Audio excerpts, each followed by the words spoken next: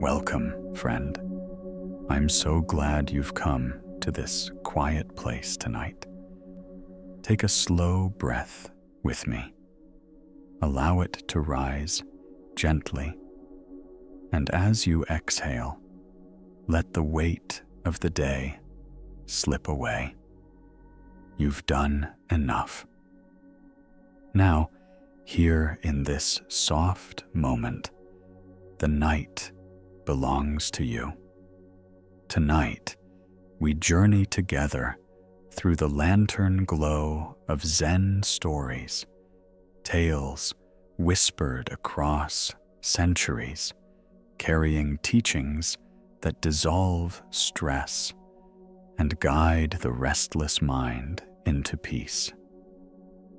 In our busy world, calm is easily forgotten.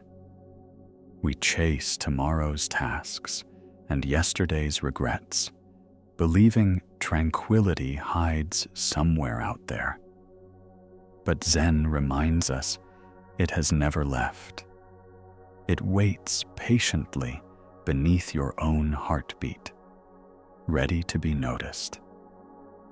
So, before you fully settle in, my dear listener, take a moment to like this video and subscribe, but only if you truly feel at home with what I share. And if you'd like, write your local time and where you're listening from in the comments. I love knowing where my friends are joining from. Now, let us ease in to tonight's first story. In the misty morning of an old river town, a young boatman guided his small craft across the wide water. The fog was thick, swirling like silk curtains, and the current pulled steadily beneath him. He took pride in his skill, priding himself on his quick reflexes and strong hands. Yet he was known among the river folk for something else: his temper. On this particular morning, he squinted into the fog and suddenly saw another boat drifting directly into his path. "Hey, turn aside!"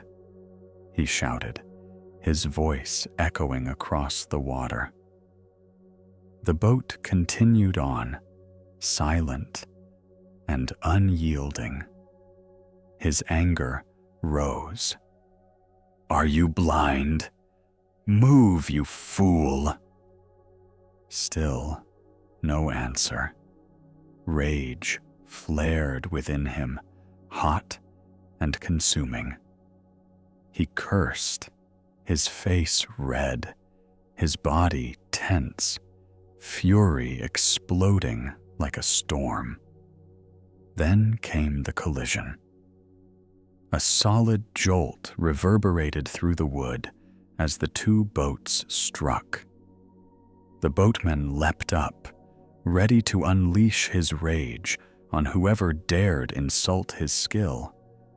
But when the fog parted, he froze. The other boat was empty. There was no careless rival, no disrespectful fool, only an empty vessel drifting with the current. His anger dissolved instantly, like smoke vanishing in the wind.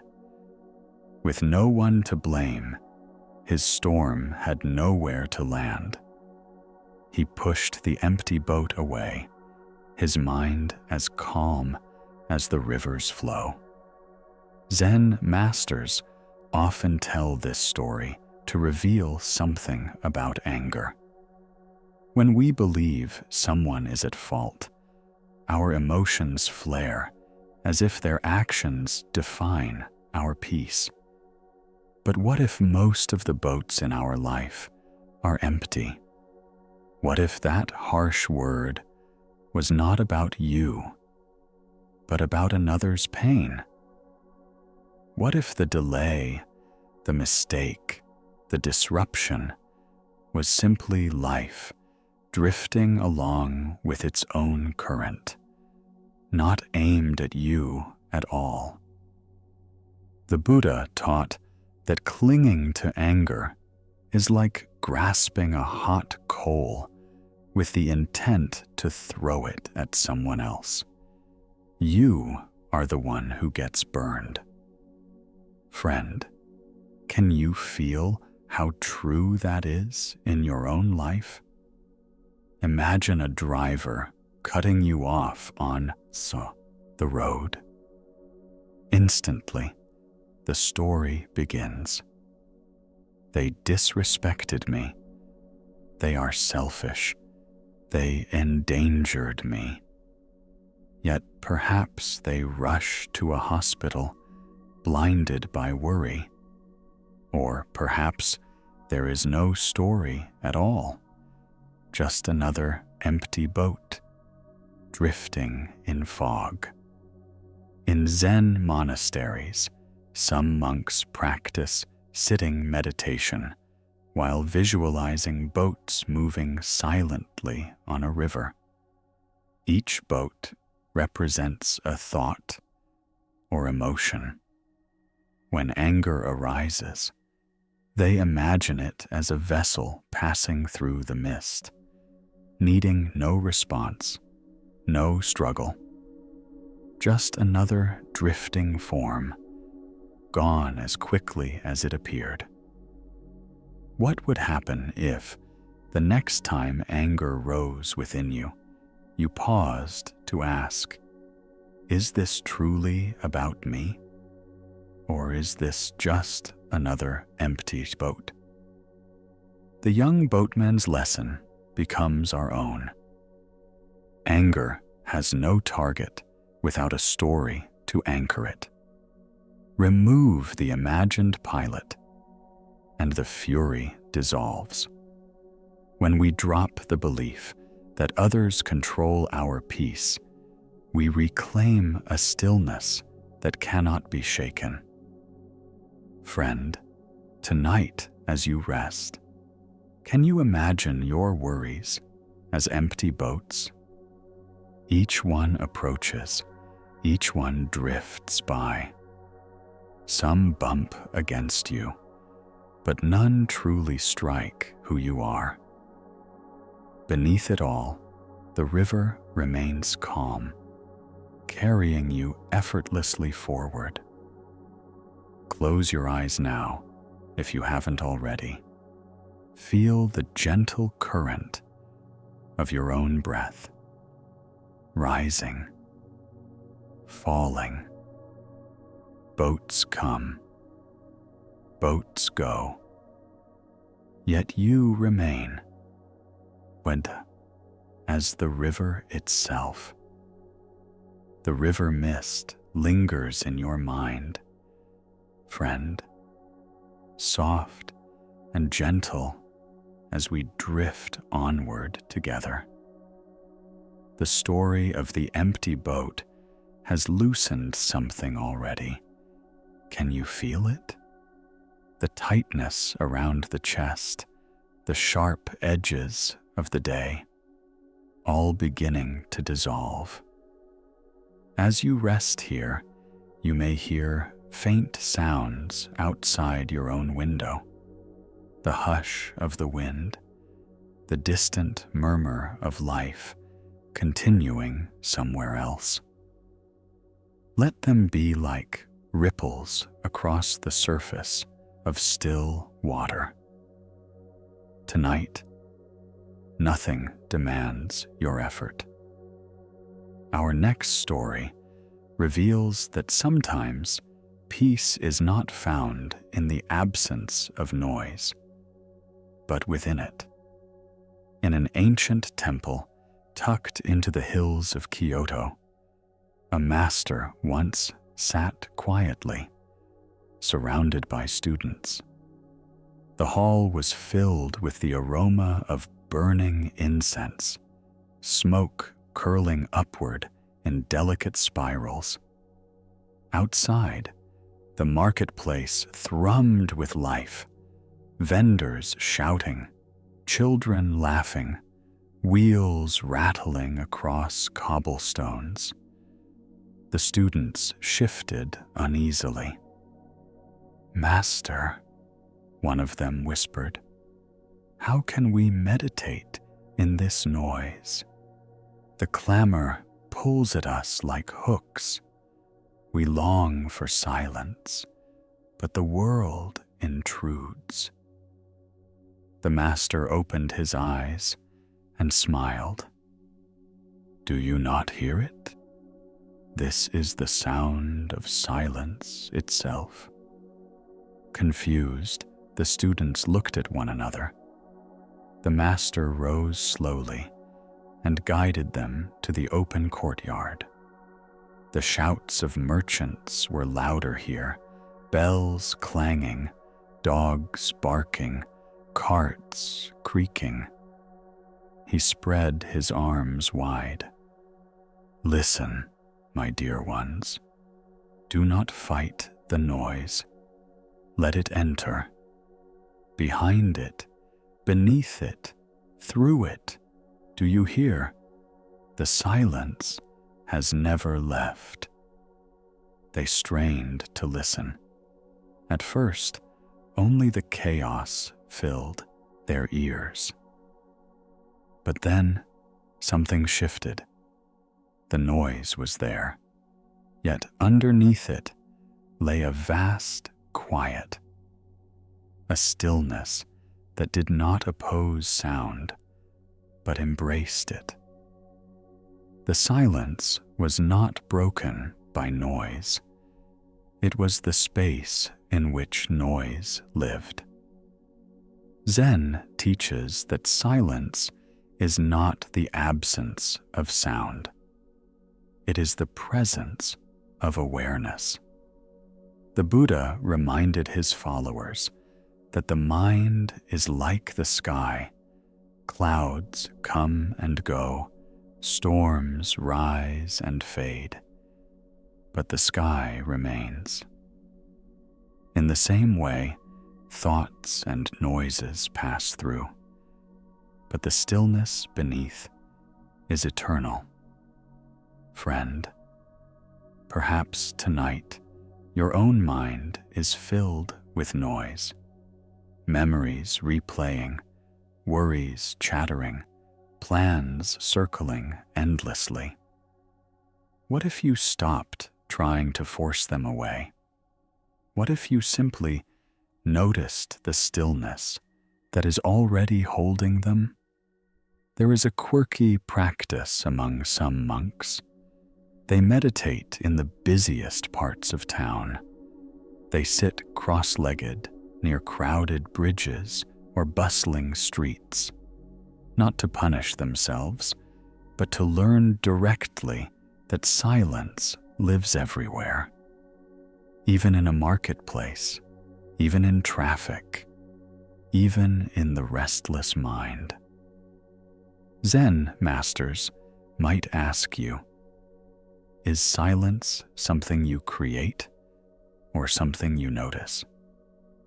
The students in the story learned that fighting noise creates tension, but welcoming it reveals stillness. You can try it now. Listen to the sounds around you, dear listener. Perhaps a car hums in the distance, or the whir of a fan fills the room. Can you sense how all of it is held inside a deeper quiet? A quiet that never leaves, no matter what rises. As you breathe slowly, let each thought be like the merchant's cry in the marketplace, loud for a moment, then fading. Behind it, beneath it, the silence remains. Tonight, as you drift toward sleep, let the sounds of your world become part of the lullaby.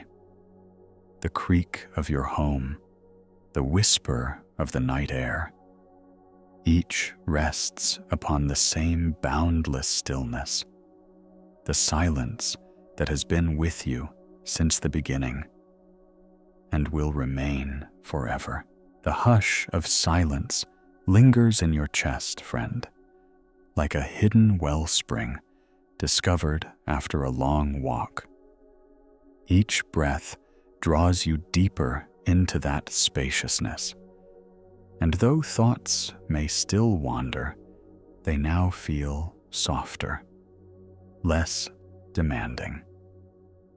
Tonight's journey flows naturally into another tale, one about perfection that does not mean flawlessness, but wholeness that embraces imperfection. Long ago, in a mountain monastery, Master Yunmen lived with simple devotion. His robes were patched so many times they seemed more stitching than fabric. His sandals were worn smooth from endless walking across stone courtyards. Yet his presence carried a weightless dignity, the kind that comes from a heart at ease. One frosty morning, a wealthy merchant arrived at the gates. His carriage gleamed with polished wood, and his robes were lined with fox fur. Rings sparkled on his fingers, and jewels dangled from his neck. He strode confidently across the stone floor, bowing before Yunmen with theatrical reverence. "Honored teacher," he said, his voice practiced in the art of persuasion. "I have traveled far to seek the Dharma. My coffers overflow with gold, and I can offer great donations to your temple. Please share with me the wisdom I seek to buy." The master looked at his own threadbare sleeve, then at the shimmering silk of the merchant. The contrast was striking. Wealth against simplicity, acquisition against contentment. Yunmen reached for a small pair of scissors lying nearby. With calm precision, he cut a large hole through his sleeve. The merchant gasped. "Master, your robe is ruined. Why destroy what little you have?" "Indeed, it is torn," Yunmen said gently. He widened the rip with his fingers so that sunlight streamed through. "Now it matches my understanding." The merchant frowned. "How can damaged cloth represent spiritual understanding? This makes no sense." Yunmen raised the sleeve higher. "This hole was always present in the fabric. I merely revealed it.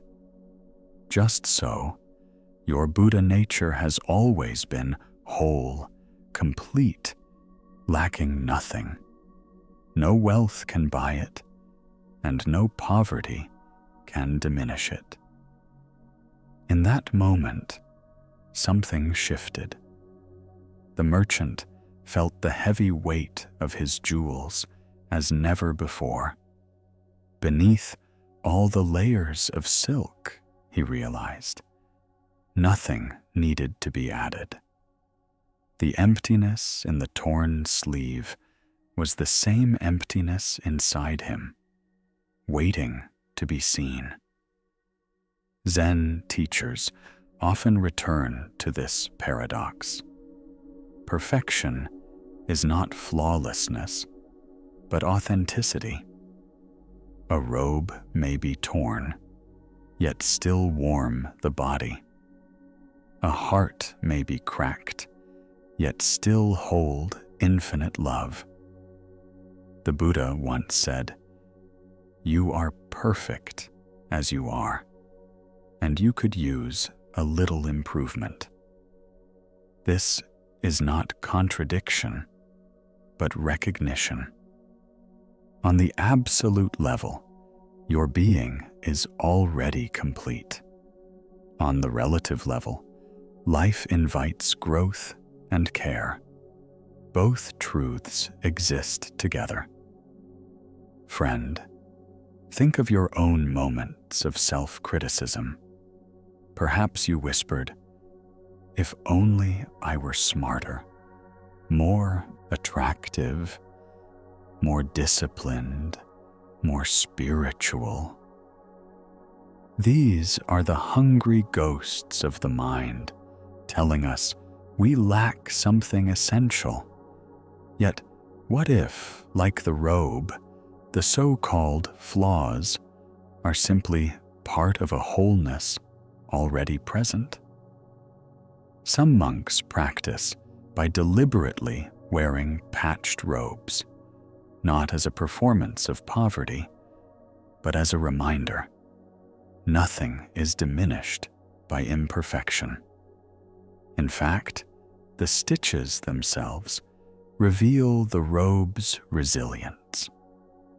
In Japan, there is the art of kintsugi, repairing broken pottery with gold. The cracks are not hidden, but honored, made radiant. What would your life look like if your cracks were seen as golden veins of experience rather than proof of inadequacy? Zen masters might ask you, if nothing in you were missing, how would you meet this moment differently? The merchant's revelation offers us a doorway. Perfection is not something to chase in the future, nor a prize to be purchased. It is already the fabric of our nature. Our task is only to see clearly. Tonight, as you listen, can you feel into this? Imagine yourself lying beneath a blanket. Perhaps the fabric is not flawless. It may be worn or frayed at the edges.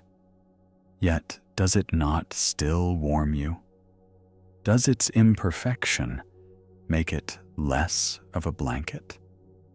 Your being is like that, perfectly whole, even with patches and seams. Let us take a slow breath together, dear listener. Inhale. Notice the rise. Exhale. Feel the release. With each breath, imagine the torn sleeve of the robe, sunlight shining through. Notice how the light requires the opening. What once seemed broken now becomes a window. Master Yunmen's lesson carries a gentle invitation. Wholeness includes brokenness. Peace includes restlessness. Perfection includes imperfection. When we stop demanding that life match our imagined ideal, we see the beauty of what already is.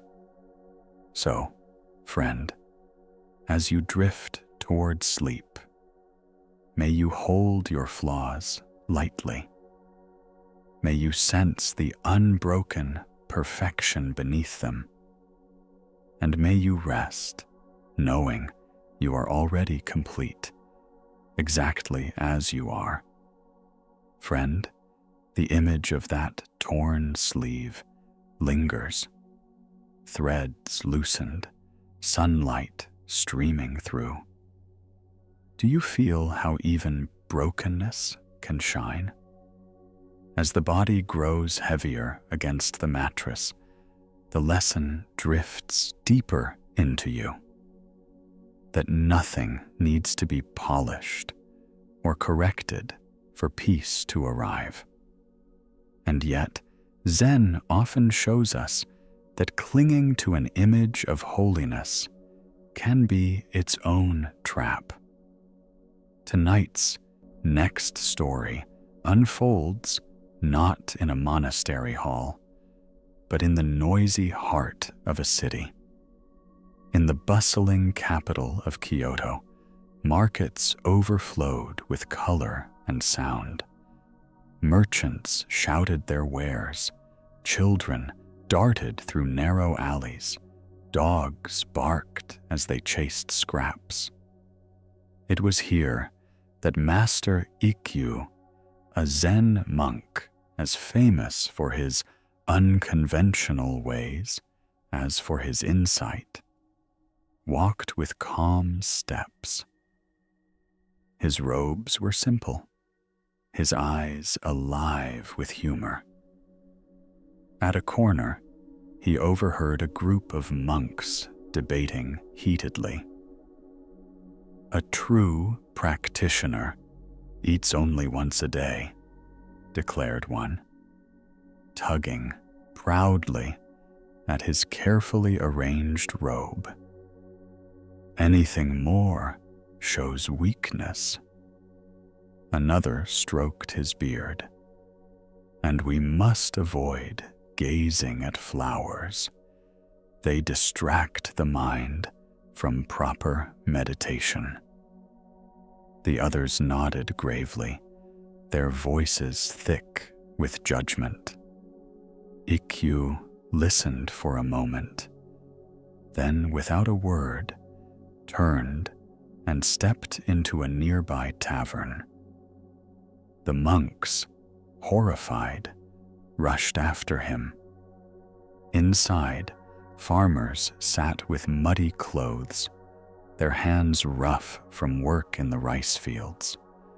Laughter rang out as they shared bowls of rice wine, the smell of sweat and earth still clinging to them.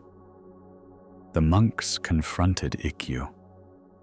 "Master, how can you enter such a place? This is shameful for one of your standing." Ikkyu raised a clay cup in a toast, smiling with mischief. "You speak truly. You are indeed monks. But I forgot to be one this morning." The monk sputtered. "What about your vows, your reputation?" Ikkyu sipped his wine. "My vow is to wake up moment by moment. As for reputation, it sleeps quite soundly without my attention." He turned to the farmers, listening intently as they spoke of weather, harvests, aching muscles, and the joy of feeding families. This story carries a sharp teaching. Authenticity has more power than any performance of holiness. When we cling to an image, "I must appear wise, disciplined, enlightened," we trap ourselves. Zen calls this spiritual materialism, collecting practices and appearances as if they were possessions. The Buddha taught, "Better than 1,000 hollow words is one word that brings peace." Ikkyu's presence with the farmers carried more truth than the monks' endless arguments. Friend, consider your own life. Do you ever catch yourself performing goodness, trying to appear kind, disciplined or spiritual, rather than simply being present. Perhaps you feel pride in meditation achievements, or worry how others perceive your progress. Zen masters might ask, what would it feel like to forget to be holy and simply be alive? Some Zen practitioners deliberately enter taverns, marketplaces, or even noisy gatherings, not to rebel, but to remember that Buddha nature shines in all places. Among farmers' laughter, among muddy fingernails, among aching backs, enlightenment is just as present as in silent halls. Let's pause together, dear listener. Notice your breath. Inhale softly. Exhale completely. As you rest, see if you can release even the image of being calm or wise or spiritual tonight. What if you simply allowed yourself to be here, exactly as you are, tired or restless, peaceful or noisy inside? Ikkyu's playful words remind us that life does not ask us to polish an image.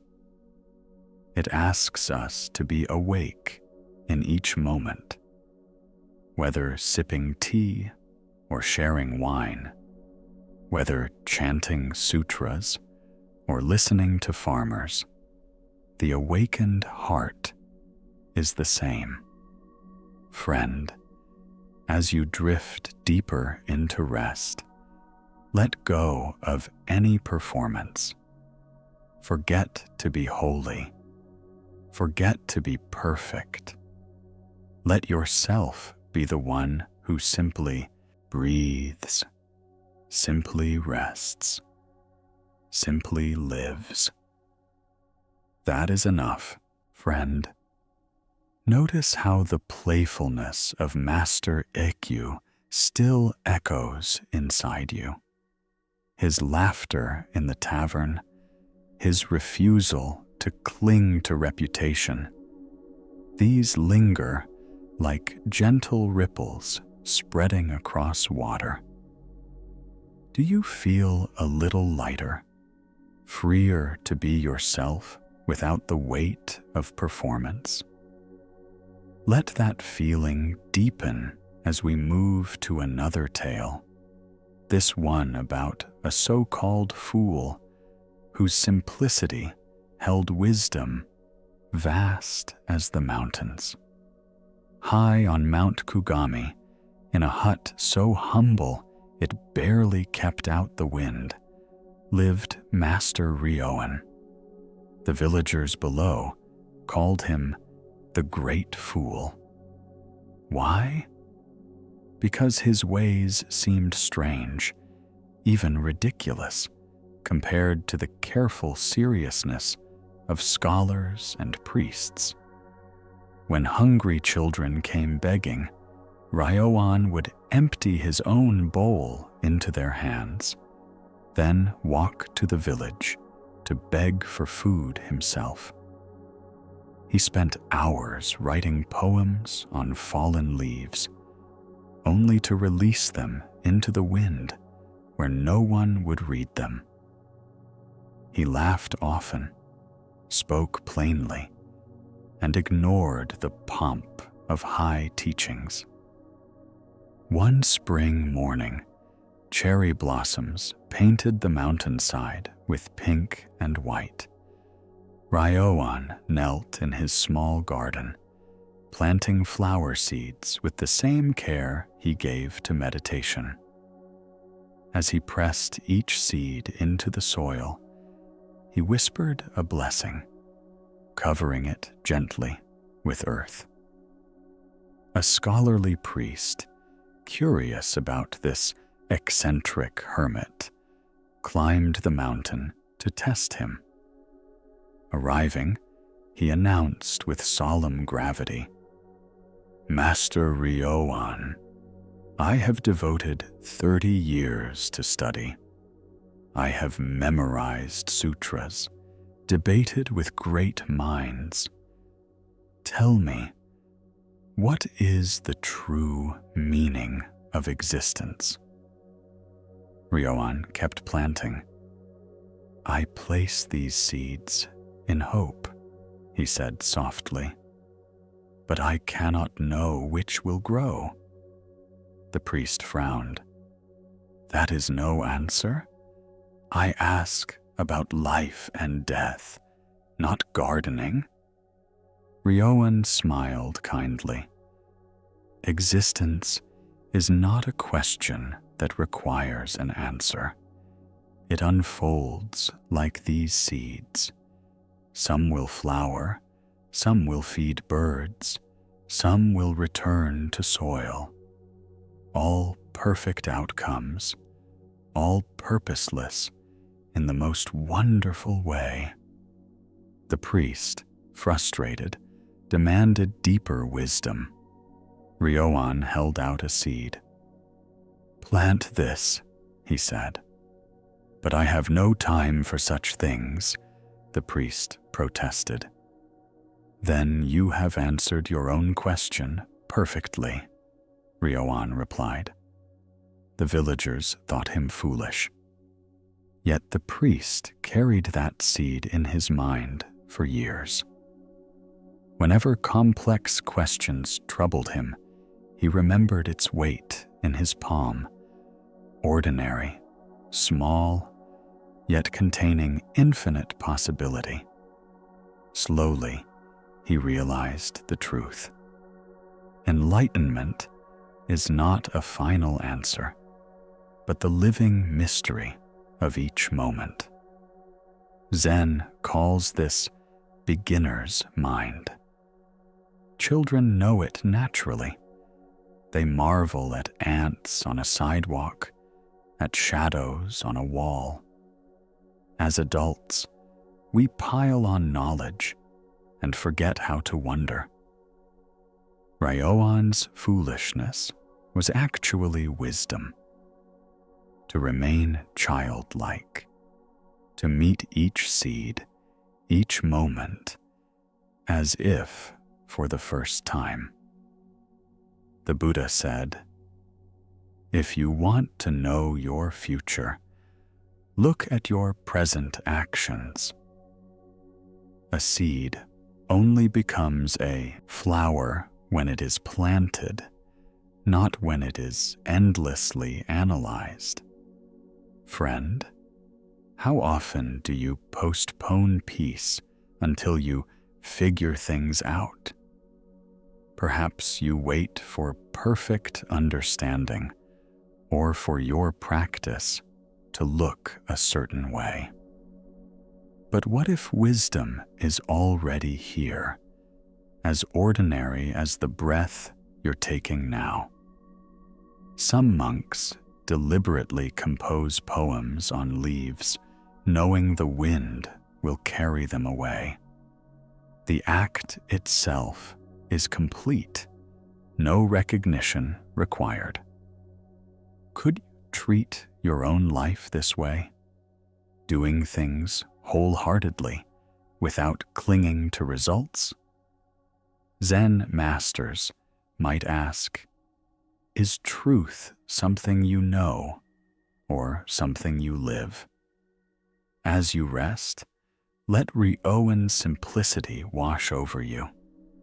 Feel the weight of one seed in your imagination. Tiny, ordinary, miraculous. Inhale, planting it in the soil of your heart. Exhale, releasing the need to control what it becomes. The Great Fool shows us that perhaps the deepest wisdom is not complex, but simple. to give freely, to play like a child, to plant without certainty. Tonight, as sleep approaches, may you find joy in the ordinary. May you rest knowing that existence itself is already unfolding perfectly, like seeds sprouting unseen in the dark earth beneath your dreams. The memory of the great fool still lingers, friend, his simple hands pressing seeds into soil, his laughter drifting like petals on the wind. Do you feel how his foolishness was not folly at all, but a doorway into freedom? As you sink more deeply into your pillow, let us flow toward another story. This one about discovering what lies beneath every storm of emotion. The unborn mind, silent and eternal. It was dawn at a crowded temple, incense curling into the cool air. Farmers, merchants, and monks gathered to hear Master Bankei teach.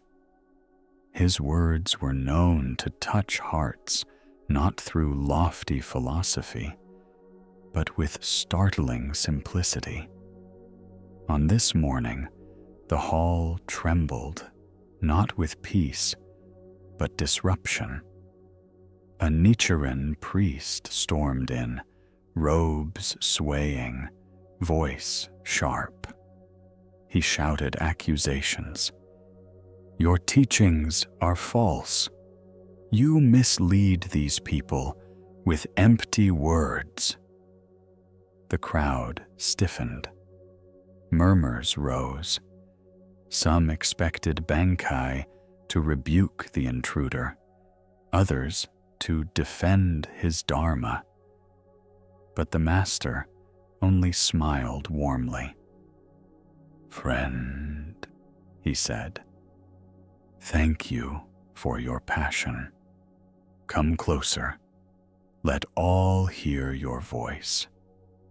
Suspicious, the priest approached. "You mock me," he snapped.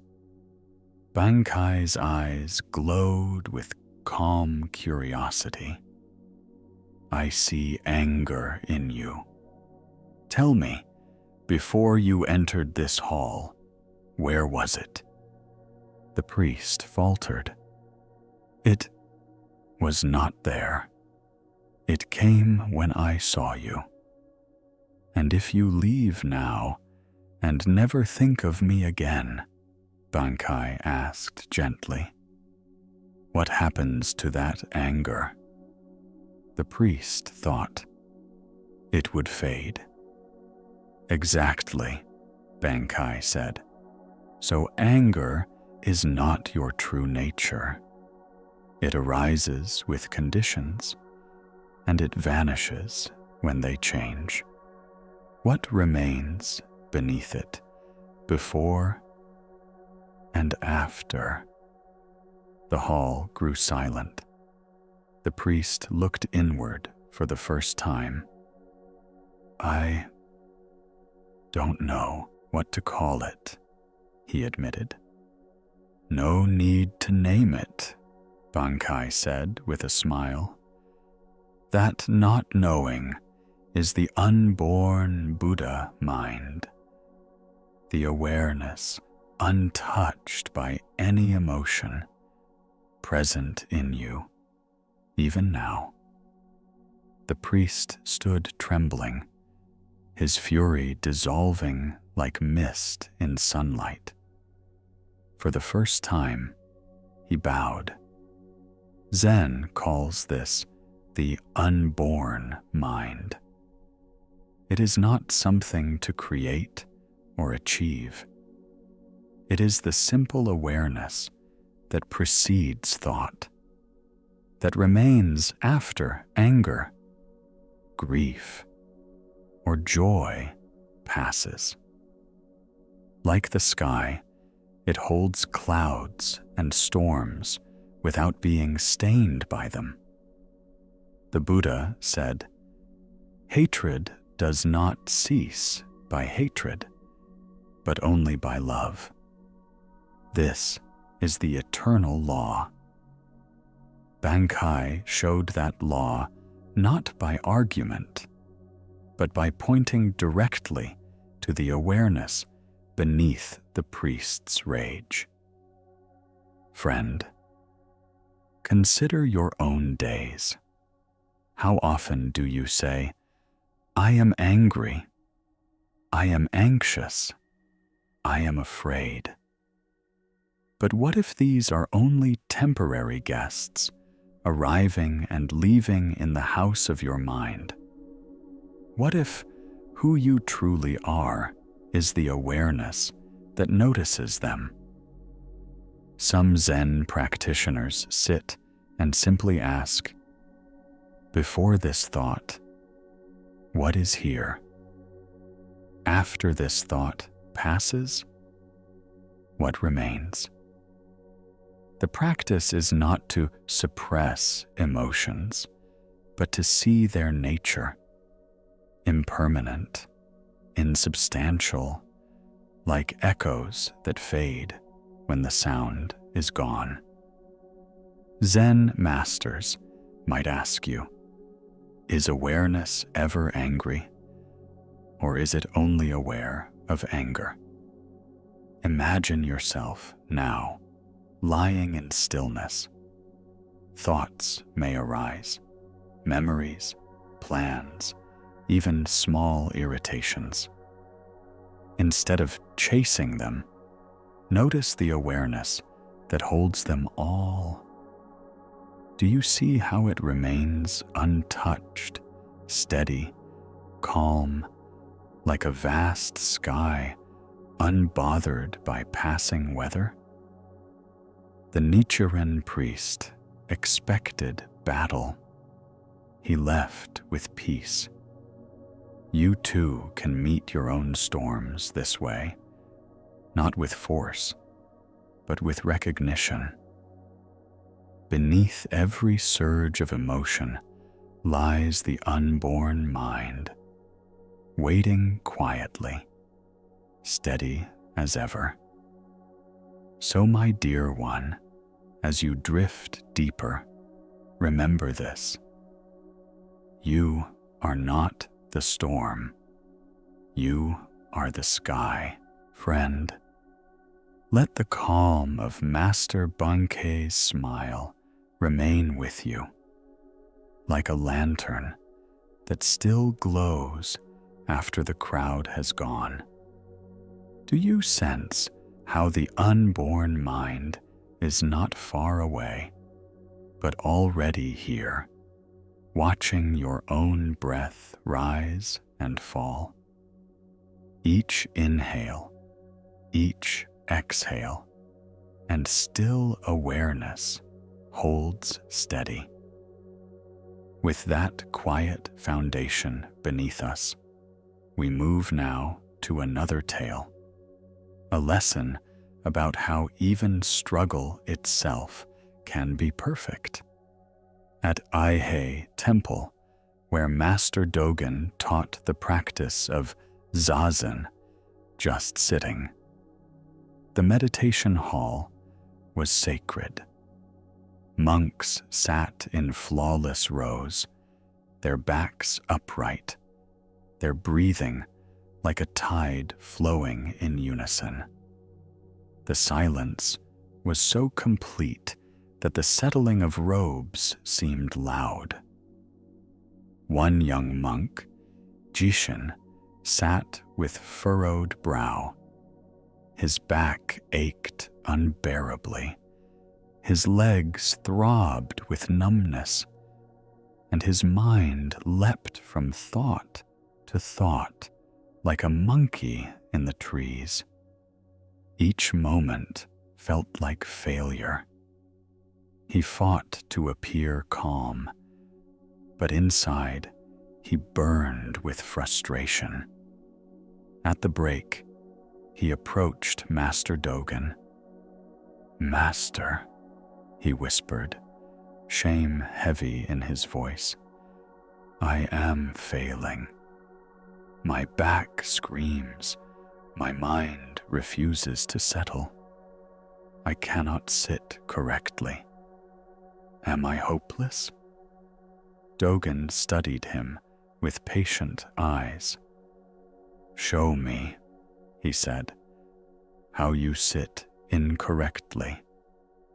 Startled, Jishin slumped into his posture again, shifting uneasily, his face tight. "Excellent," Dogen said softly. "Now sit incorrectly with complete commitment. Do not fix anything. Be wholly present to this." Jishin blinked. "But Master, how can incorrect sitting be excellent?" "Because it is your true sitting right now," Dogen replied. "Your pain, your restless thoughts. This is the shape of your practice in this moment. Do not add judgment to what is already here." Jishin returned to his cushion, confused yet curious. As he tried to accept correctly, he only grew more tense. Seeing this, Dogen chuckled. "Now you are trying to accept properly. Can you fail at acceptance with total dedication?" Something broke open in Jishin.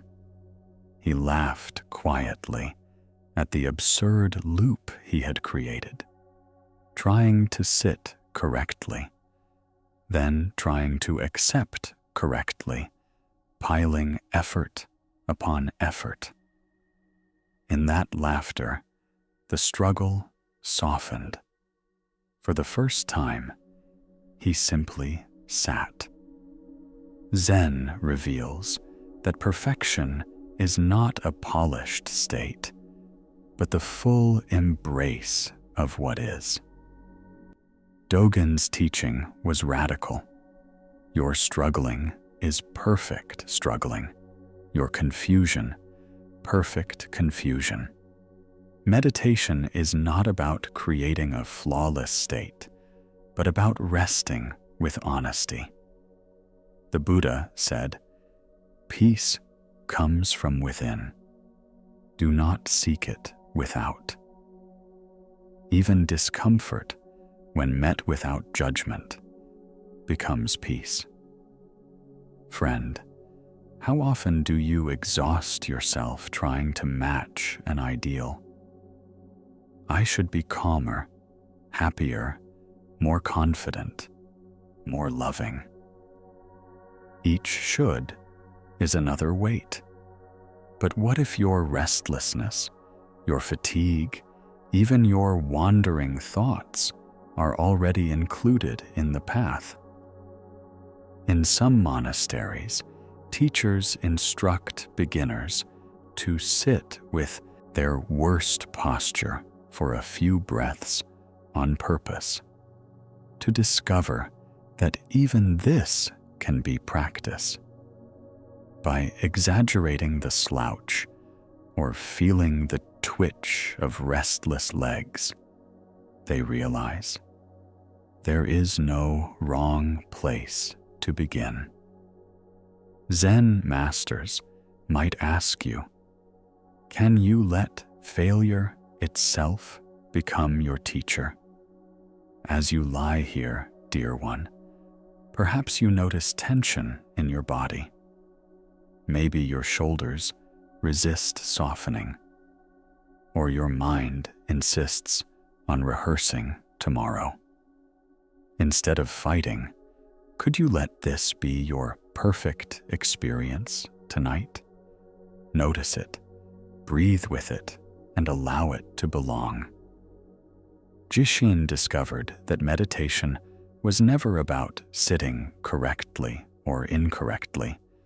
It was about dropping the endless commentary. Likewise, your peace tonight does not depend on reaching some imagined stillness. It is here, in the very breath you're taking now. Friend, close your eyes a little more deeply. Let your body be exactly as it is, restless or calm, heavy or light. Even your imperfection is already perfect, held gently by awareness.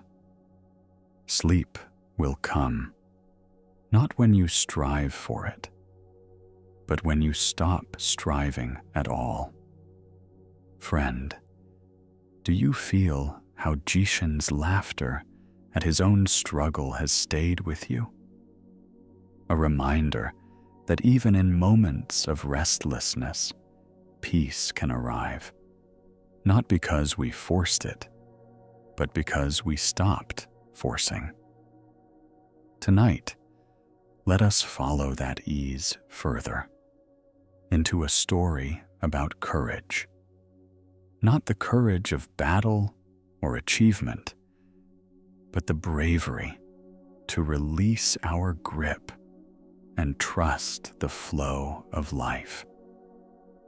In a crystal clear river that sparkled beneath sunlight, there lived a village of small creatures clinging tightly to rocks and branches at the bottom.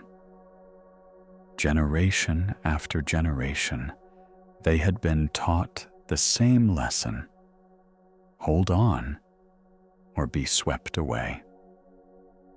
Safety is in clinging, the elders warned. The current is dangerous. Let go, and you will be tumbled, broken against the stones, lost forever. And so they clung. Day after day, their bodies strained, their arms aching, yet they did not release. To them, survival meant grasping harder. But one small creature grew weary of this endless struggle. Looking up at the current moving gracefully above, he whispered, "I am tired of clinging. Though I cannot see where the river leads, I trust it knows its way. If I continue to grasp, I shall die of boredom before I truly live. I shall let go." The others gasped. "Fool, the current will kill you." But the creature loosened his grip. Immediately, the current seized him, tossing him roughly against rocks. Pain seared through him, as the others had warned. Yet he did not grasp again. He surrendered. And little by little, the water lifted him higher, away from the bottom's jagged stones. Soon he floated freely, carried not by fear, but by the river's embrace. Those below stared in awe. "Look, a miracle! One of us flies with the current." The small creature called back, "I am no savior. The river lifts all who let go. It is not I who soar, but the current that carries. All you must do is release." But the others tightened their grip, even as they whispered legends of the one who had dared to trust. Zen masters tell this story to remind us that suffering is often the result of clinging. The Buddha said, "You only lose what you cling to."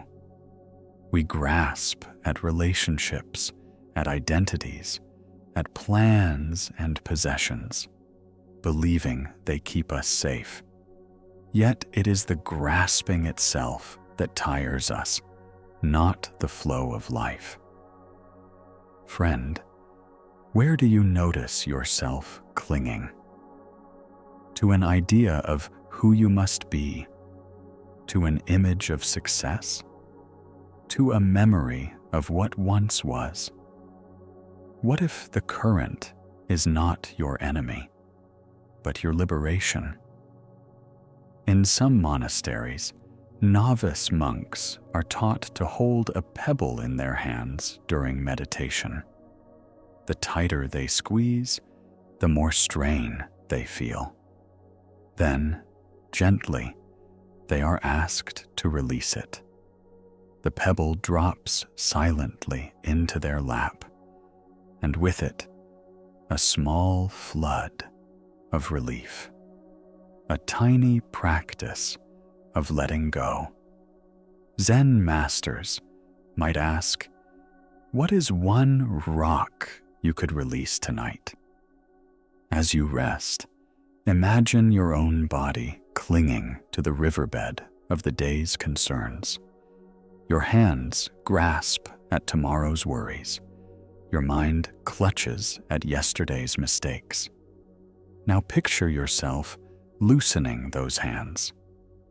At first, perhaps there is turbulence, the mind thrashing, fears whispering. But stay with it, friend.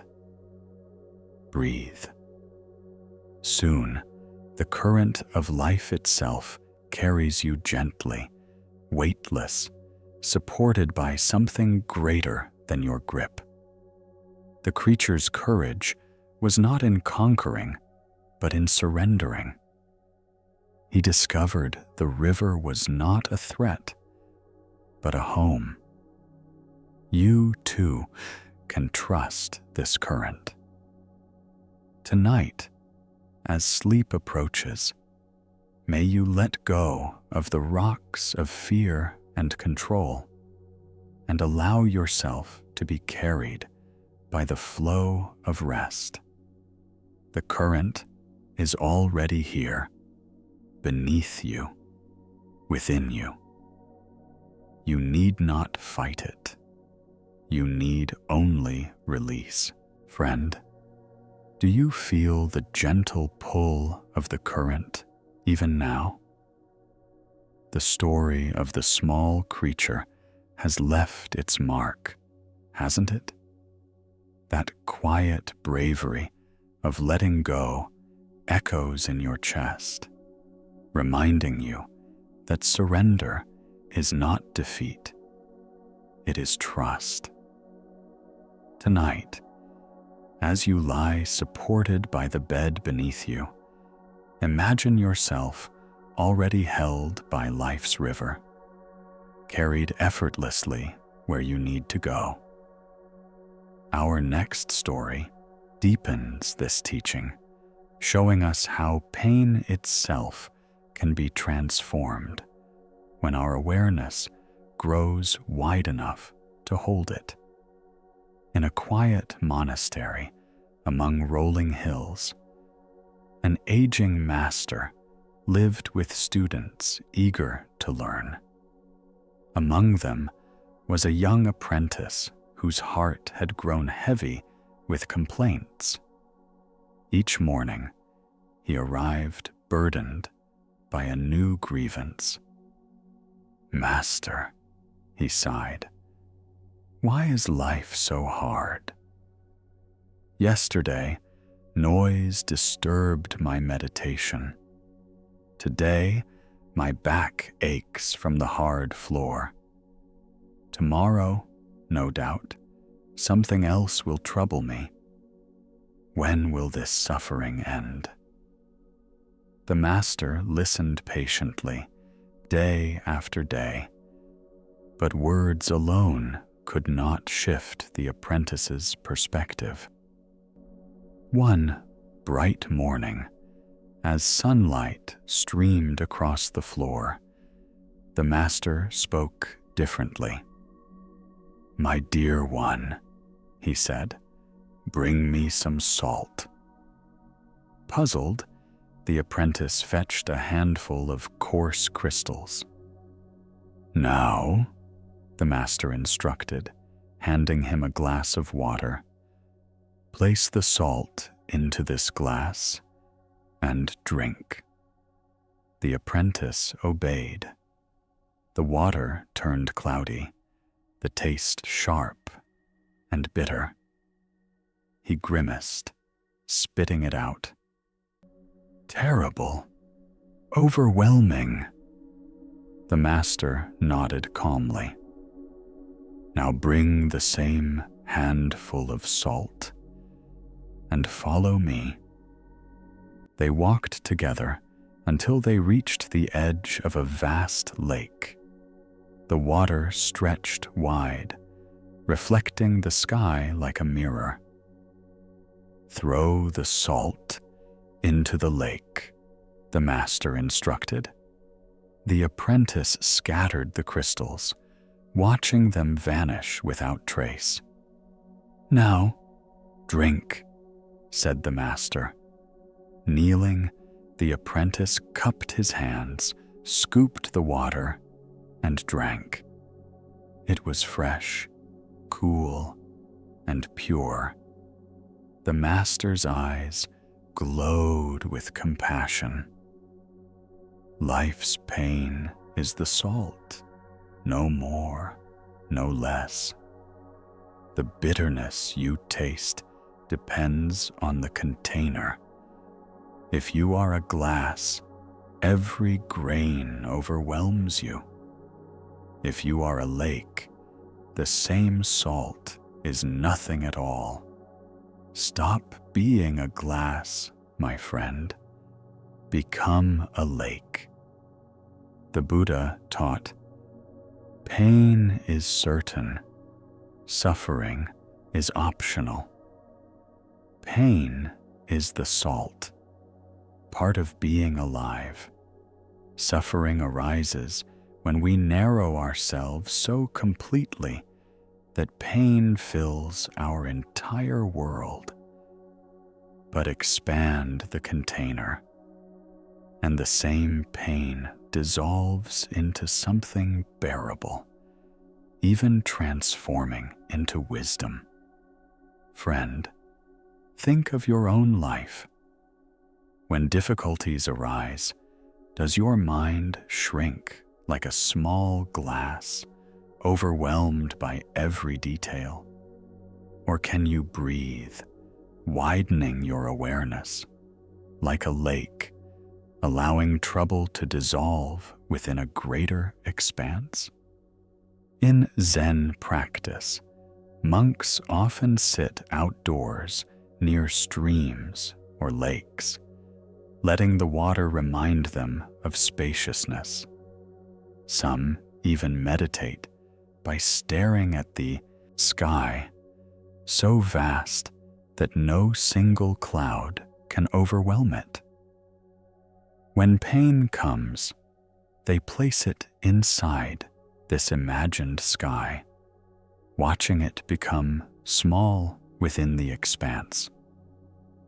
Zen masters might ask, what would it feel like to face your struggle as a lake instead of a glass? Try it now, dear listener. Picture something that has troubled you lately. Notice its weight. Then imagine your awareness widening, your chest opening like a horizon, your mind expanding like a vast lake under the moon.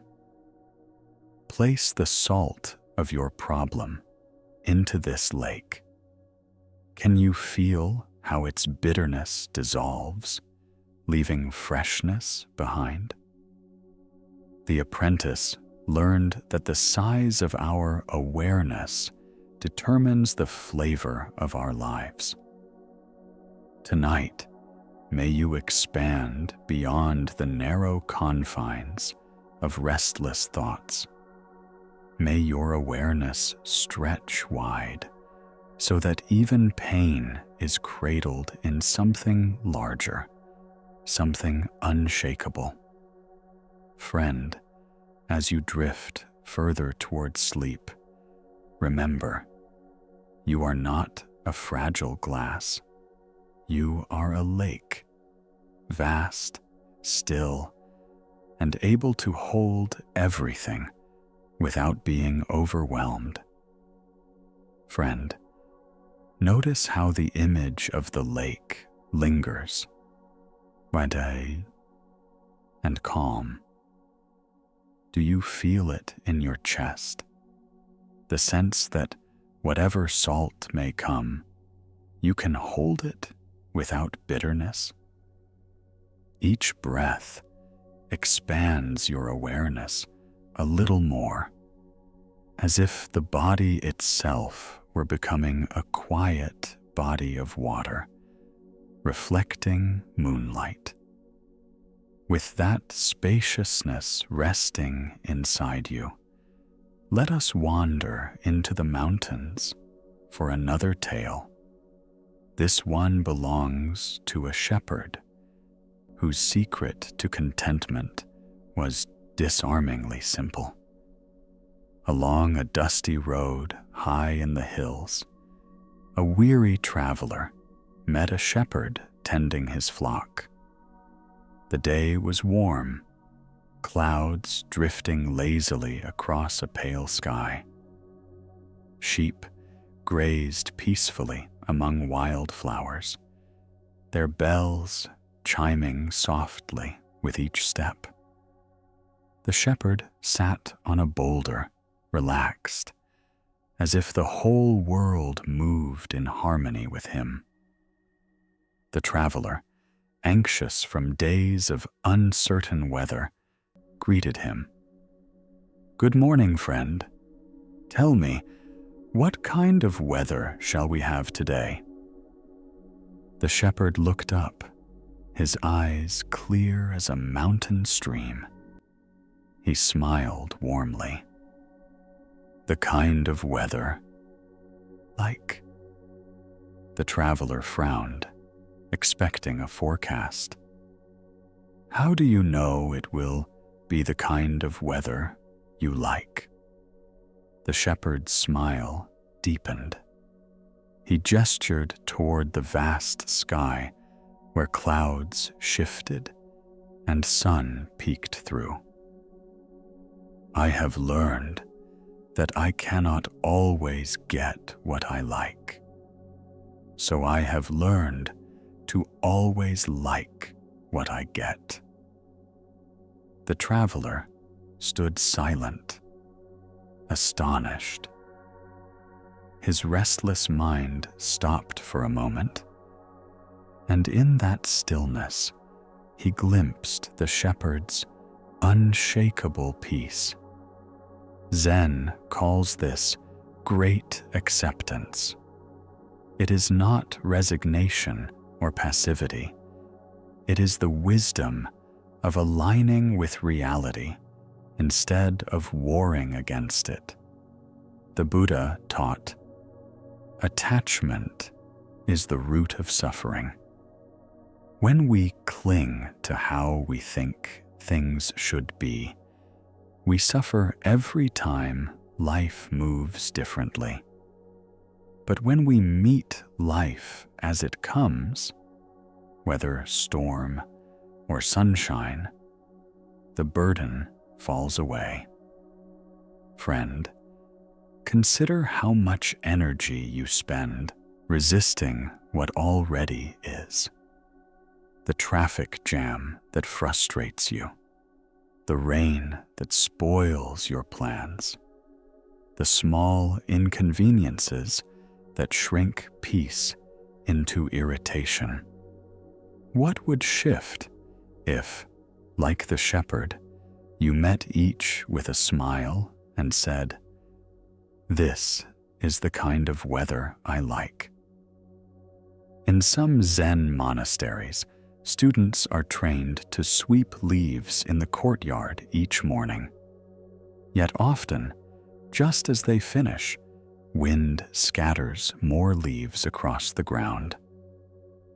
At first, they groan with frustration, but gradually they learn. The point was never to complete the sweeping. The point was to practice presence, to embrace the task regardless of outcome. Zen masters might ask you, if life offers you rain when you wanted sun, could you let rain itself become your teacher? As you lie here, dear one, imagine the shepherd's calm. His flock grazes, his eyes rest on the horizon, his heart untroubled by whether clouds bring rain or blue sky. Can you bring that same serenity into your own rest? Each breath, each sound around you, each sensation of your body. Let them be the kind you like, simply because they are here. The shepherd's wisdom shows that contentment is not found in controlling the weather of life. It is found in changing how we meet it. Tonight, may you learn to smile at whatever arises. Tight muscles, wandering thoughts, or the hush of stillness. All of it is the weather of your being, and all of it can be the kind you like. Friend, as sleep comes closer, rest in the sky of acceptance. Clouds may pass, storms may form, but the sky is never troubled. Neither are you, friend. The shepherd's smile still lingers, doesn't it? That simple warmth, that ease with the sky just as it is. Can you feel it softening something within you, reminding you that peace is not won through control, but through acceptance? Let us now enter another story, one where a cup of tea becomes a mirror for the mind, teaching us that learning begins only when we are willing to empty ourselves. A young scholar traveled across provinces, robes spotless, scrolls tucked under his arm. He had studied diligently for years, memorizing sutras and debating with other learned men. His mind brimmed with concepts, arguments, and clever phrases. At last, he sought out a Zen master, convinced he was ready for advanced teaching. He bowed deeply.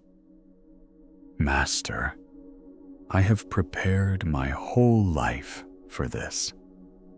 Please share with me the heart of Zen. The master nodded kindly and invited him inside. Without speaking of Zen at all, he began preparing tea. Each movement was deliberate, the measuring of leaves, the pouring of hot water, the steady grace of hands long trained in attention. The scholar grew impatient. Surely his wisdom deserved more than silence and simple gestures. Finally, the master placed a cup before him and began to pour. The golden liquid filled the cup to its brim. Still, the master kept pouring. Tea spilled over, flooding the saucer, dripping onto the table, running across the floor. Alarmed, the scholar exclaimed, "Master, the cup is full. It cannot hold any more." The master set down the pot and looked directly into his eyes. "Just so. And like this cup, your mind is full. How can I teach you Zen when you have no room to receive it? First, empty your cup." The teaching landed like a stone in a pond, sending ripples through the scholar's pride. For all his knowledge, he realized, he had not cultivated openness. His mind was so crowded with what he thought he knew that there was no space for direct experience. Zen calls this beginner's mind. The Buddha once said, "In the beginner's mind, there are many possibilities, but in the expert's mind, there are few." Beginner's mind does not mean ignorance. It means openness, the courage to meet each moment fresh, without the filter of yesterday's assumptions.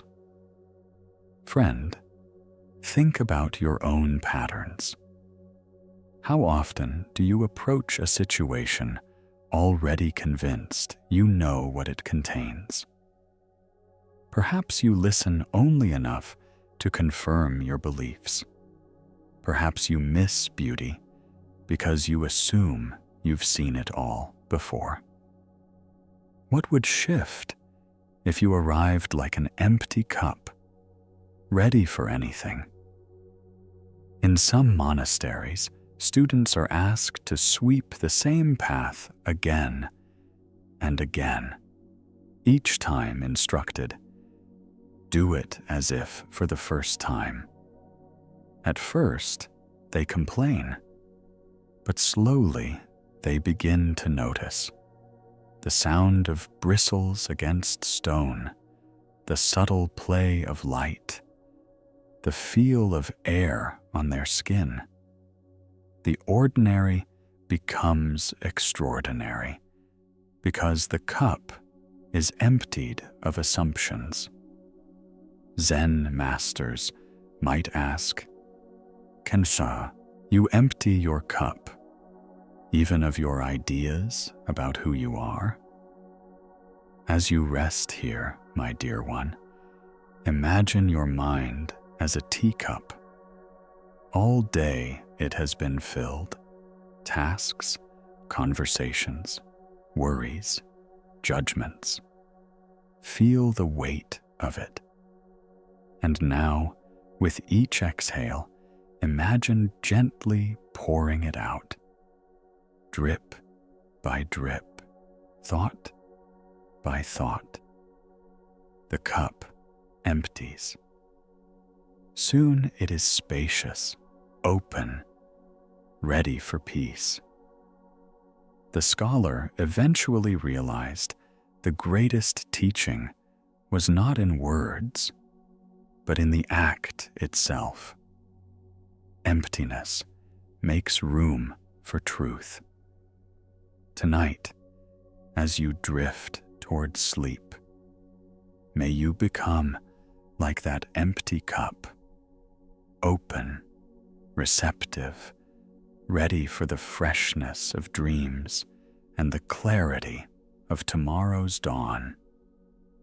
Friend, peace fills the vessel only when space has been made. So breathe, release, and rest in your own beginner's mind.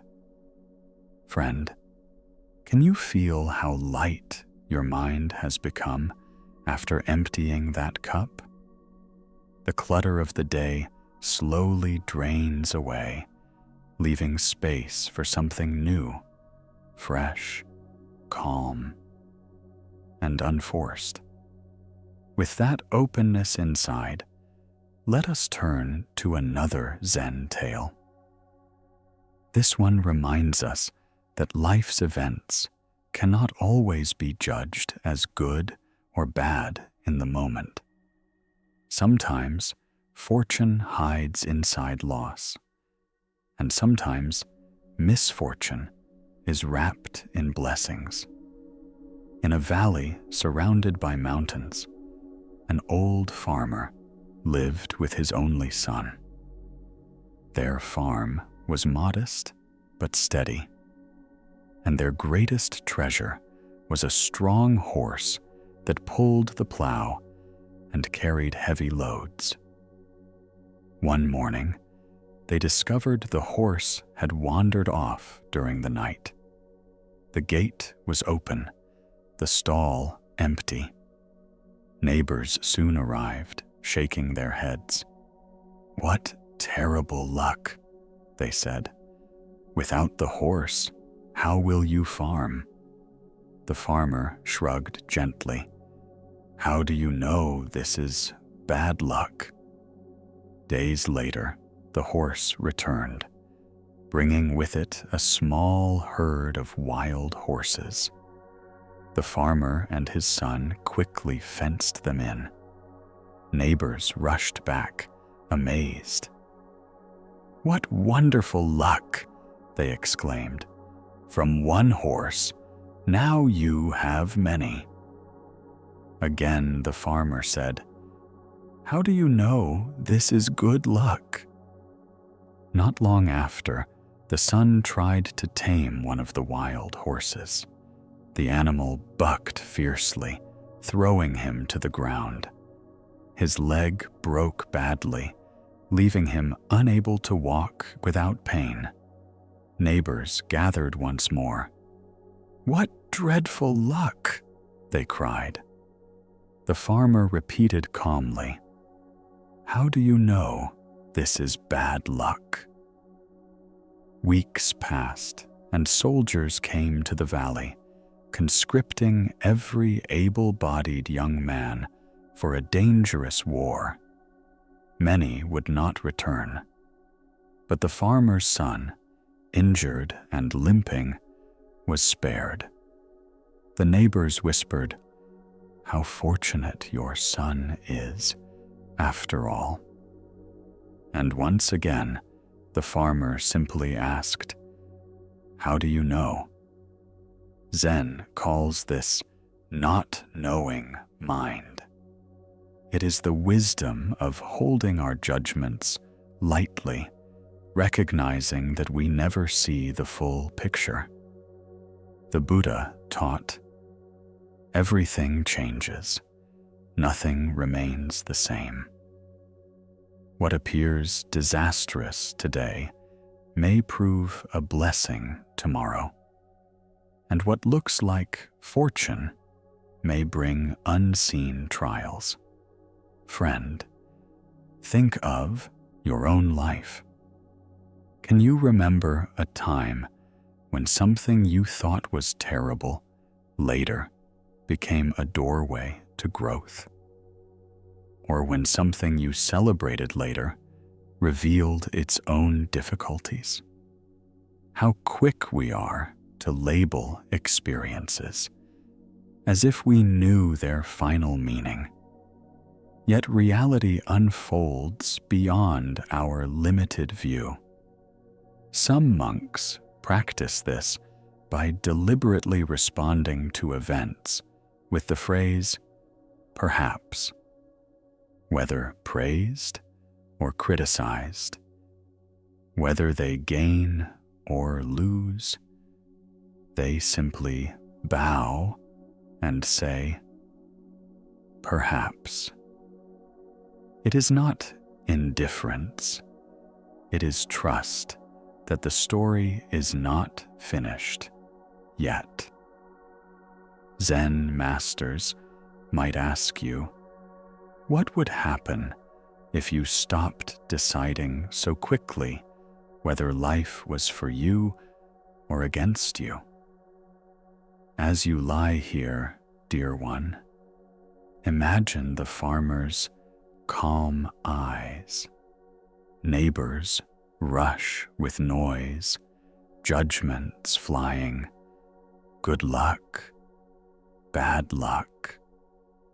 But he remains steady, present, trusting the vastness of unfolding life. Can you rest the same way tonight? When thoughts arise, this is a problem. This is a gift. Smile gently and ask, how do I know? The old farmer's wisdom is an invitation to peace in uncertainty. Tonight, as you drift toward sleep, may you feel the release of needing to label everything. Let the day's events be simply what they are. Clouds moving across the wide sky of your awareness. Neither good nor bad, only changing, only passing. Friend, the sky above the valley remains vast, no matter the fortune or misfortune below. And so too does your awareness, untouched, steady, waiting to hold you through the night. Friend, can you feel the farmer's steady gaze still resting within you? His calm acceptance, his refusal to cling to labels of good or bad. It leaves a quiet aftertaste, like cool water in the mouth. As you breathe softly now, you too can share in that not knowing mind, free from the burden of judgment. With this openness, let us move into a story about heaven and hell, not as distant places, but as realms born in the very moment we think. A monk once traveled from a far province, carrying questions heavy on his heart. He journeyed over mountains and rivers, finally arriving at the temple of Master Sengai. Bowing deeply, the monk said with ceremonial gravity, "Master, I have come seeking wisdom about ultimate realities. Tell me, what is heaven? What is hell? What awaits us after this life?" Master Sengai looked at him with serene eyes. Without a word, he lay down on the floor as if preparing for sleep. His face softened, his body at ease, as if nothing in the world could disturb him. The monk waited, confused.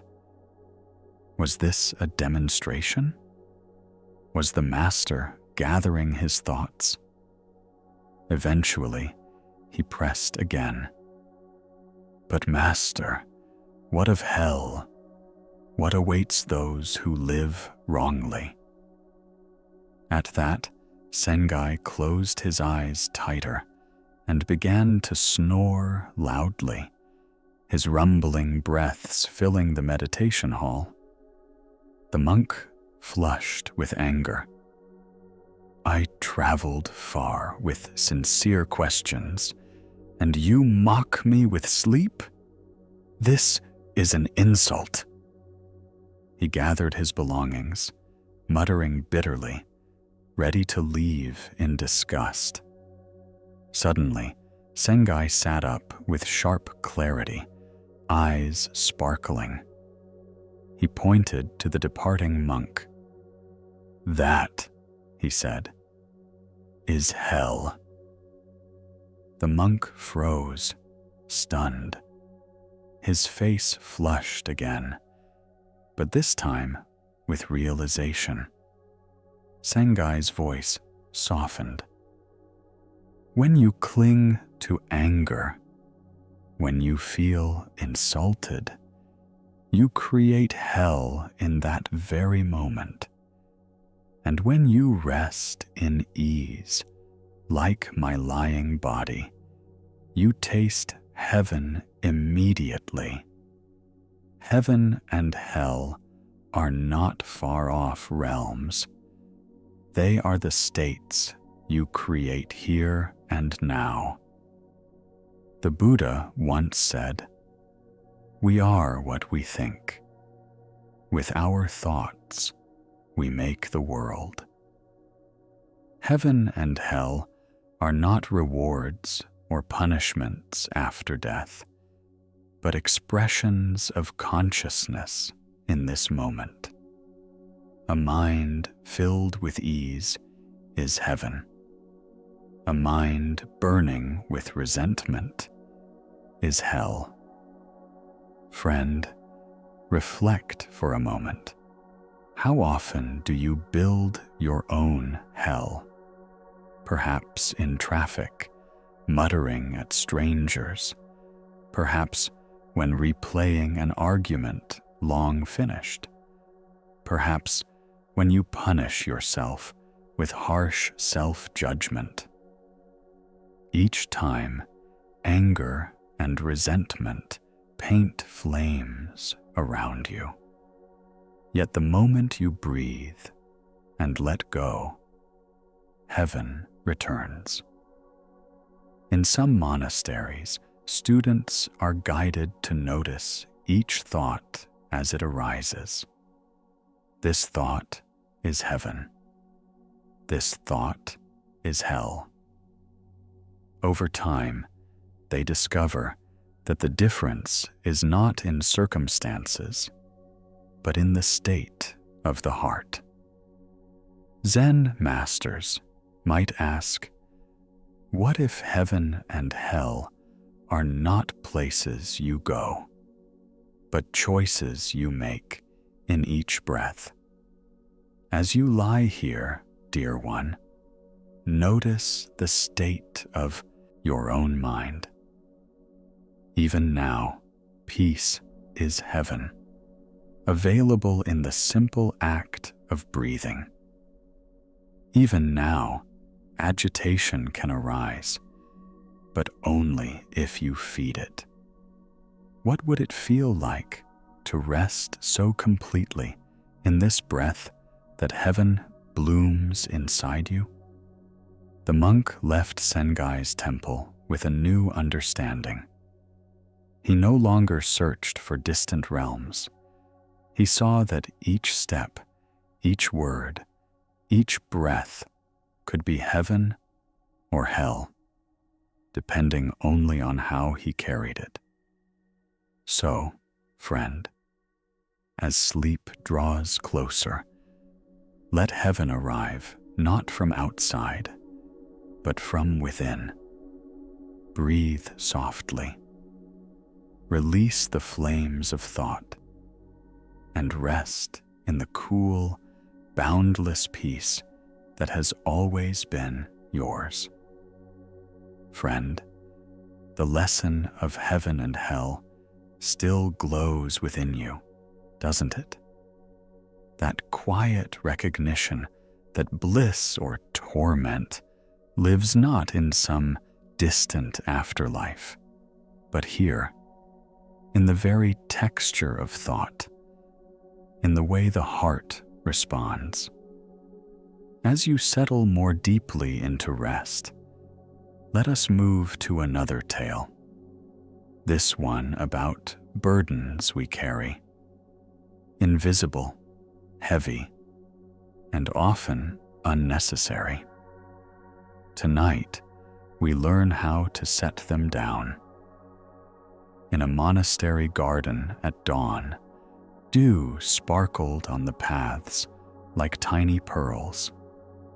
A young seeker approached his teacher.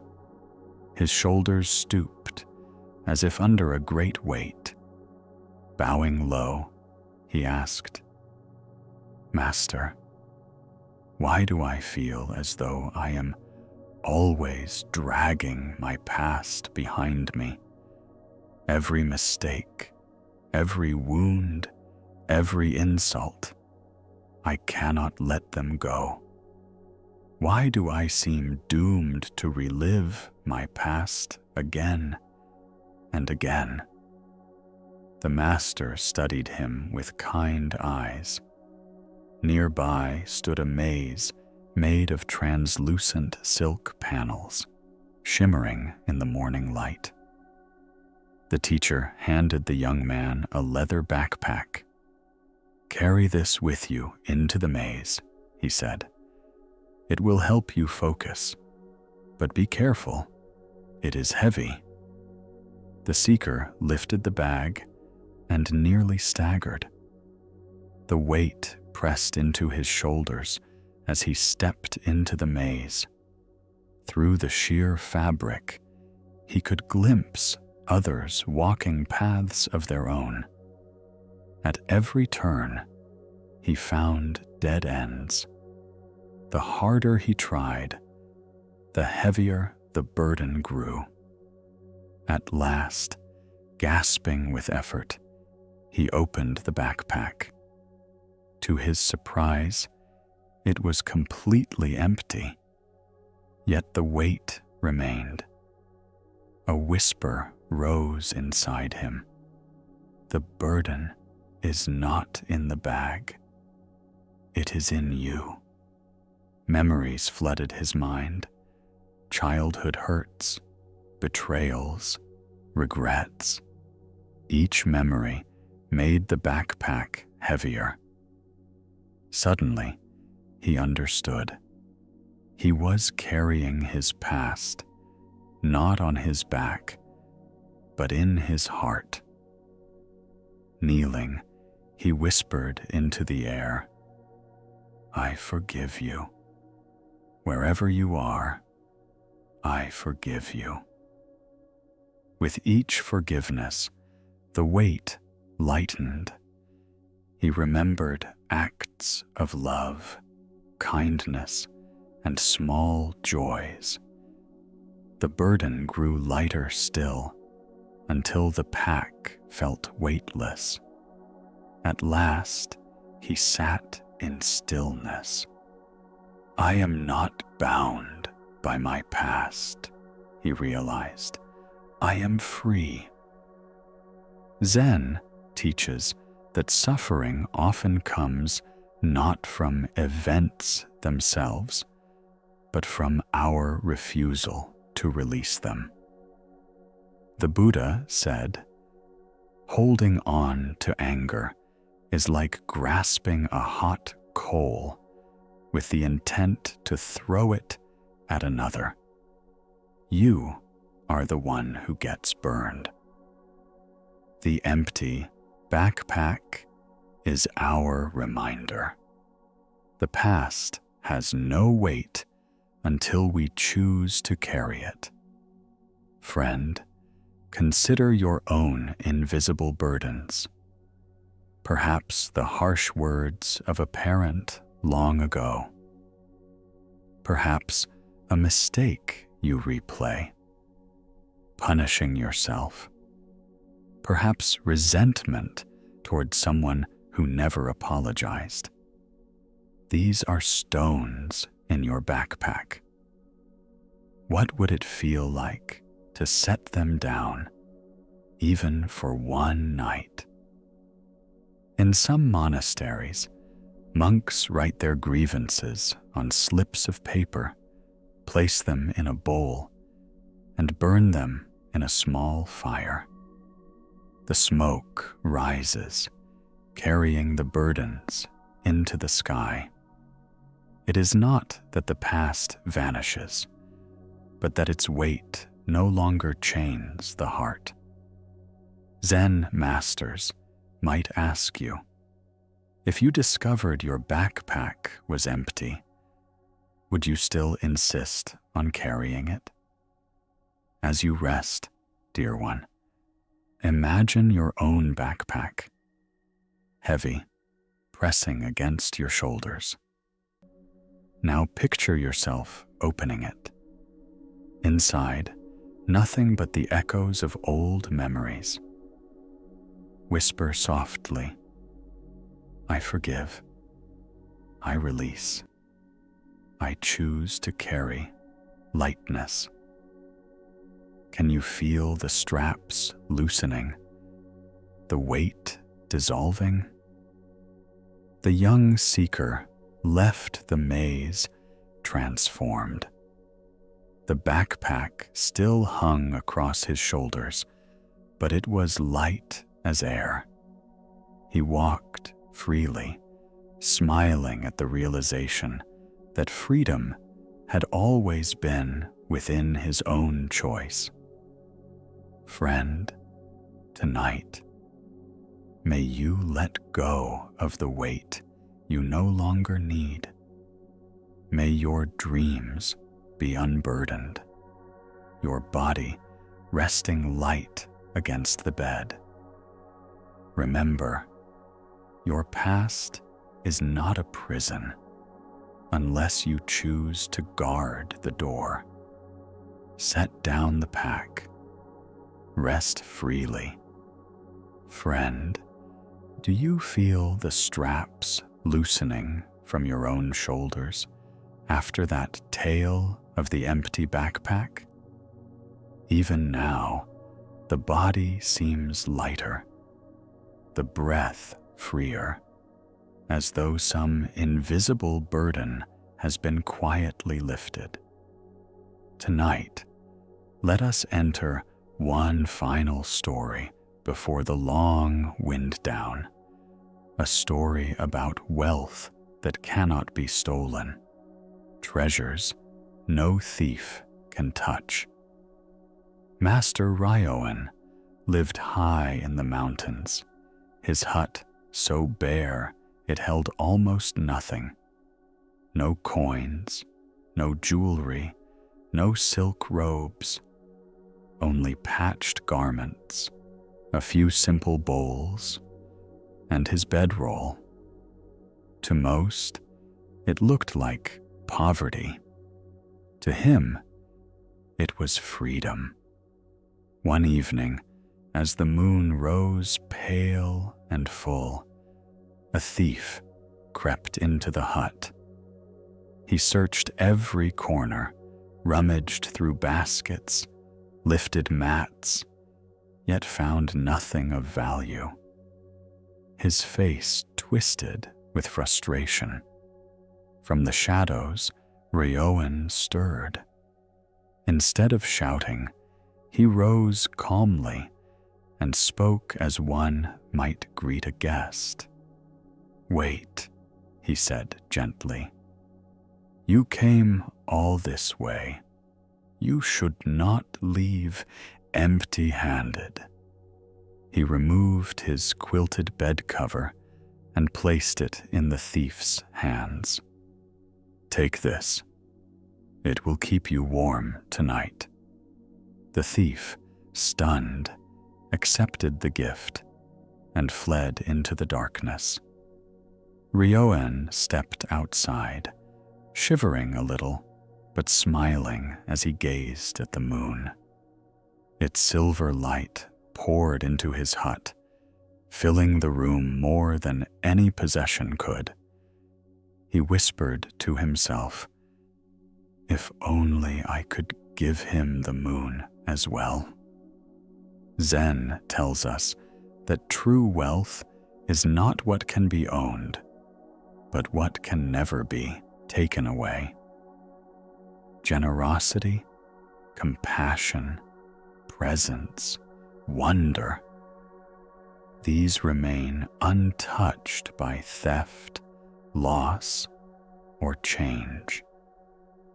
The Buddha taught, thousands of candles can be lit from a single candle, and the life of the candle will not be shortened. Happiness never decreases by being shared. Ryoan embodied this truth. Even when giving away his last possession, he felt richer than before. Friend, think of your own treasures, not those stored in drawers or bank accounts, but those shining quietly within you. A kind word you once gave, the memory of laughter with someone you love, the simple miracle of breathing right now. No thief can steal these. They are yours forever. In some Zen traditions, monks deliberately give away what little they own to remind themselves that security lies not in holding, but in releasing. One story tells of a teacher who gave away his last pair of sandals, walking barefoot across stones, smiling because his feet could feel the earth more directly. Zen masters might ask you, if all your possessions vanished tonight, what treasures would remain untouched within you? As you rest, dear listener, imagine the moonlight spilling across your room. It touches the floor, the walls, your face, yet no one can claim it. It belongs to no one, and to everyone. Let it remind you that the truest wealth is like this, freely given, endlessly abundant. The thief left with a quilt, but Ryoan remained wrapped in moonlight. So too, you may give and share without fear, because what matters most cannot be lost. Tonight, as you drift into sleep, rest in the wealth of your own heart, its capacity for kindness, for love, for peace. Friend, may you know that you already possess treasures beyond measure. They shine quietly, like the moon in the window, illuminating everything without ever being diminished. You have traveled far tonight, through rivers and robes, through taverns and gardens, through seeds, lakes, and moonlight. Each story has been a lantern, casting gentle light on the path of peace that is already within you. Do you feel it now? The way your body has grown heavy, yet your heart has grown light? The way your mind, once busy, now moves like a slow cloud drifting across an endless sky? Let your breath be soft. Inhale as if you are sipping from the quiet of the night. Exhale as if you are releasing everything you no longer need. Each breath draws you further into stillness. Each breath a reminder that you are carried, supported, safe. Remember the empty boat, friend. How anger vanished when there was no one to blame. Remember the shepherd, smiling at whatever weather arrived. Remember Ryoan, giving away even his quilt and still feeling rich beneath the moon. These are not distant tales. They are truths alive in you now. You are more spacious than any burden, more luminous than any doubt. Soften deeper. The world does not need you to hold it tonight. There is nothing left to chase, nothing to prove, nothing to fear. The river of life flows on without your effort. and it gladly carries you as you rest. Imagine, now, your worries loosening like knots undone by gentle fingers. Imagine your thoughts dissolving like salt in a vast lake. Imagine yourself wrapped in moonlight, bathed in a peace that cannot be stolen, that cannot be lost. Friend, you are home. You are whole. You are enough, exactly as you are in this moment. Let go, rest, and sleep peacefully. The night holds you kindly, and wisdom walks with you, even in your dreams.